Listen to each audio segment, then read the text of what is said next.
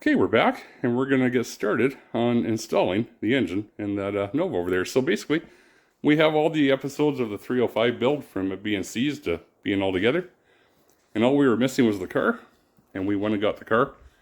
The car's, exterior-wise, a little rougher than I think a couple people thought it would be after sitting for 32 years, but generally it's not too bad. But hey, I'm glad it's here. We're going to start working on it, and let's go take a look at it.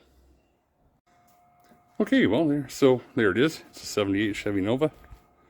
It's, I don't know much about these cars from the past, but it is a rally car, and it has a final roof, and that'd be a either cabriolet or landau package. I can't remember. Anyway, it's all there. Comes from the original family. This car is about as original as it'll ever get. Nothing's ever really been touched on it. It's still all complete. Basically, even when I was doing the engine, I was surprised by how much the stuff was original on that engine still, like all the proper spark plug holders and clips and pieces. But yeah, it has wheels and probably original rims and hubcaps and trim rings.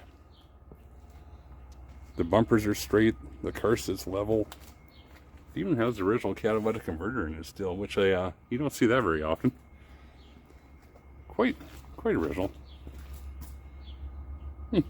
I didn't even notice that cap.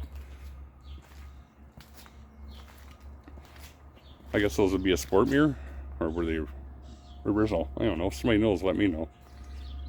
But yeah, sitting for 32 years has taken a bit of a toll on it. It's been parked since May 27th of 1990. But it's held up pretty well. It's all complete. It's all there. Even the vinyl top is in surprisingly good condition. Like very good condition. I thought it had white interior because of the white fuzzy seat covers it has, but no, it's green. The insides of the doors look really good. That's a nice color. I quite like it. Bucket's console car. A perfect non-cracked dash. Tilt steering. Yeah, it actually looks really good. You know, it needs to be cleaned up. Like I say, it's been sitting a long time. Door closes nice. The inside of the trunk looked really good still. Has a couple parts in it when I was looking around. But it does have some small rust issues. That's a cabriolet package. I can't remember. Oh, yeah. So yeah, so we got the car here. Thought we'd take a quick look at it before we started working on it. A couple of things I can tell people right off the bat is we have a plugged fuel tank, or sending it. Like, I can't blow air into it.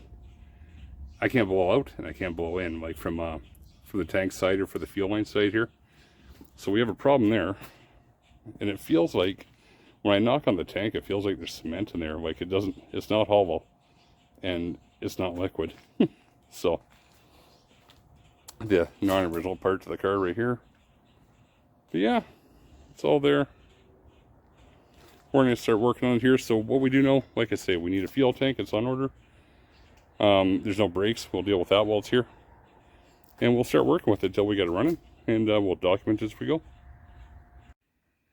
Okay, we're getting ready to mate up this engine and transmission. So remember, when you put your torque converter in, it's 3 clicks, right? So you need to have some space here, like when you look across here, right?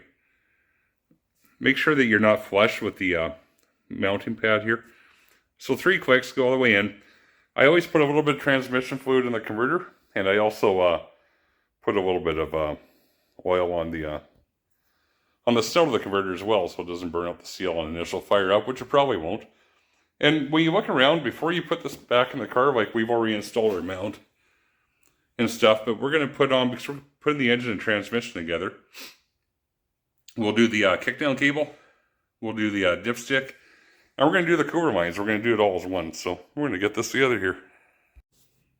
Okay, before you get ready here, we're just going to set our flex plate on. We'll bolt it on here in a second. A couple things I like to point out. Number one, the way the engine's tilted, you see it's tilted down. Actually, if I quit doing that, there we go. It's because I have it that way because when I put the transmission on, it's obviously going to tilt the other way. So I didn't want it to be even. And I always have a little bit of room. I can add a little bit of weight up front here if I so choose to. Or I can pull it down when I'm lowering the engine in. Plus I can use a floor jack. So this is a good way to do it. You can use a chain in the two mounting brackets, the factory ones. Or if you have an aluminum intake, you can do that as well. I prefer the carburetor base one. I just have a cheap one here. I used to have a really nice one that had 2-barrel and 4-barrel mounting holes, but I don't really trust the cheap one too much. So I'm not going to drill it and use that. So I decided to use a chain. As well, somebody gave me one of these. And I just tried it, and these are too thick for the end of the intake. And I just didn't want to mess with it. It's going to scratch up a bunch of paint and lean on the valve cover on one side. And I thought, I don't want to do that. I'm just going to do this right now. So remember, when you use your flex plate bolts, or when you grab them, make sure you get the right ones with the right washers on them. All right. Find the torque spec, decide if you're going to use Loctite or not, and get it together.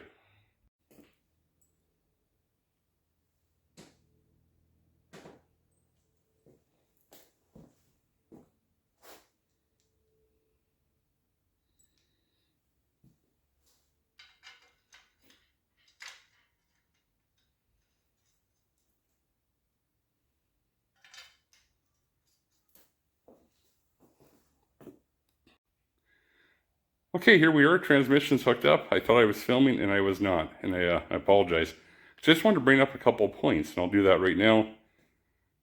So when you're doing the dipstick, you'll either have one of these with a thin end tube, or you'll have a O-ring. So I changed the O-ring. This is the old one. Okay. Your kickdown cable, it'll either have that little cup in there, or O-rings. Mine had two, but the kit only came with one. So I put one O-ring on there, okay? The rest of it's pretty self-explanatory. I just wanted to say that. So yeah, you don't have both the O-ring and the cup here, and we don't have a cup here. So both are O-ringed. The other thing is I went to a small, well, I didn't go to small. When I did the transmission rebuild, we got a small modulator sent in place of a bigger one. So I just kind of bent the line a little bit so it fit really snug in the end of the modulator before the rubber hose went on. That was easy. We have the factory kickdown cable. Most of this thing is factory still.